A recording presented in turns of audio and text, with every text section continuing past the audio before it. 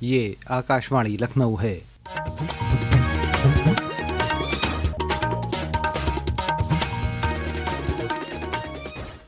علاقائی خبروں کے ساتھ میں عامر حسین صدیقی۔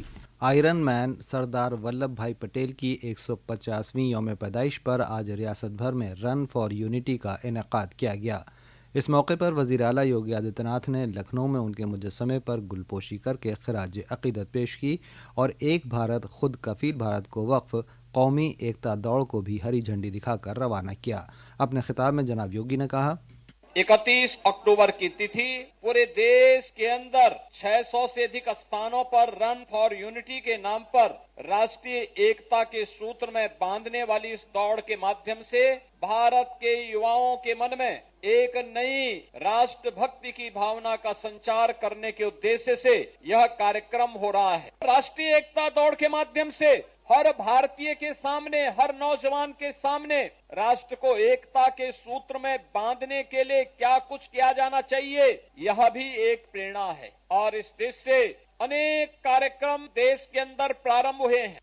اس درمیان بی جے پی بھی سردار پٹیل کی یوم پیدائش پر آج سے 25 نومبر تک مختلف انعقاد کر رہی ہے۔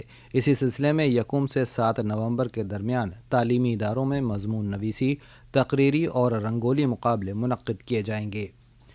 جسٹس سوریہ کانت ملک کے اگلے چیف جسٹس ہوں گے۔ قانون اور انصاف کے مرکزی وزیر ارجن رام میگھوال نے سوشل میڈیا پوسٹ میں انہیں مبارکباد دیتے ہوئے یہ اطلاع ساجھا کی ہے۔ انہوں نے بتایا کہ صدر جمہوریہ دروپدی مرمو نے جسٹس سوریہ کانت کو اگلا چیف جسٹس مقرر کیا ہے۔ ان کی تقرری کا اطلاق 24 نومبر سے ہوگا۔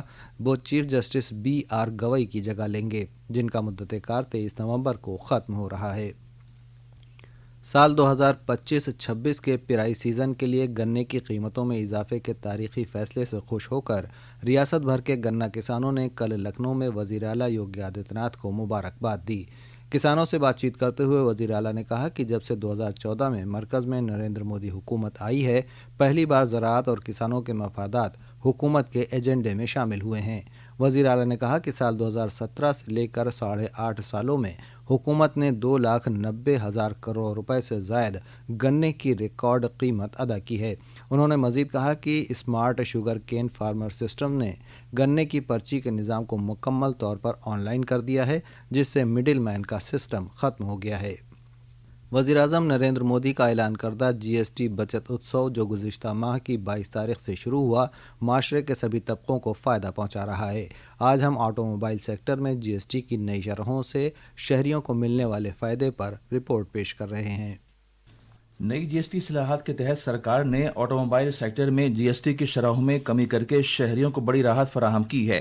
جی ایس ٹی کے نئے ڈھانچے کے تحت تجارتی سامان لے جانے والی گاڑیوں پر ٹیکس کی شرح 28% سے گھٹا کر 18% کر دی گئی ہے۔ اس قدم سے لاجسٹکس کے اخراجات میں براہ راست کمی آئی ہے اور برآمدی مسابقت میں بھی اضافہ ہوا ہے۔ اسی طرح کاروں اور موٹر سائیکلوں کی تیاری میں استعمال ہونے والے بیشتر کل پرزوں پر ٹیکس بھی 28% سے کم کر کے 18% کر دیا گیا ہے۔ دلی سے وشنو کی رپورٹ کے ساتھ خبرنامے کے لیے میں شمیم عرفان۔ نائب صدر جمہوریہ سی بی رادھا کرشنن آج دوپہر بعد ایک روزہ دورے پر وارانسی آئیں گے، جہاں وہ بابا کاشی وشوناتھ کا درشن پوجن کریں گے۔ نائب صدر سگرا کے واقع ناٹ کوٹائی دھرم شالہ کا افتتاح بھی کریں گے۔ اس موقع پر ریاست کے وزیر اعلیٰ یوگی آدتیہ ناتھ بھی موجود رہیں گے۔ مونتھا سائیکلون کے اثر کی وجہ سے ریاست کے کئی اضلاع میں بارش کا سلسلہ جاری ہے۔ دارالحکومت لکھنؤ سمیت کئی مشرقی اضلاع میں بارش سے نظام زندگی متاثر ہوا ہے اور درجہ حرارت 5 سے 6 ڈگری تک گر گیا۔ بارش نے نہ صرف نظام زندگی کو درہم برہم کر دیا بلکہ فصلوں کو بھی بری طرح متاثر کیا ہے۔ محکمہ موسمیات نے ریاست کے 17 اضلاع بشمول پریاگ راج، وارانسی، سون بھدر، مرزا پور، چندولی اور بھدوہی میں 2 دن کے اندر موسلادھار بارش کا الرٹ جاری کیا ہے۔ بودھ مذہب کے اعلیٰ گرو اور بھککھو سنگھ کے صدر اگ مہاپنڈت بھدنت اے پی گیانیشور مہاستھویر کا آج الصبح لکھنؤ کے ایک پرائیویٹ اسپتال میں انتقال ہو گیا۔ وہ تقریباً 90 برس کے تھے۔ اسی کے ساتھ علاقائی خبروں کا یہ بلیٹن ختم ہوا۔ اگلا بلیٹن دوپہر 2 بجے FM پر نشر کیا جائے گا۔